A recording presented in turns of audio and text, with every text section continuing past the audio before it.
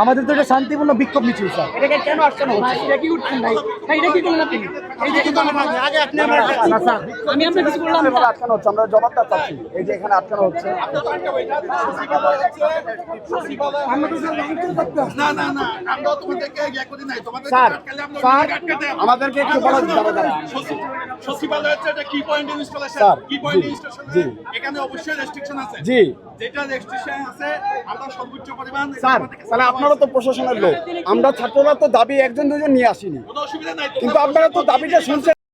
দাবি যদি শুনেন আমরা কোথায় যায় দাবিটা জানাবো?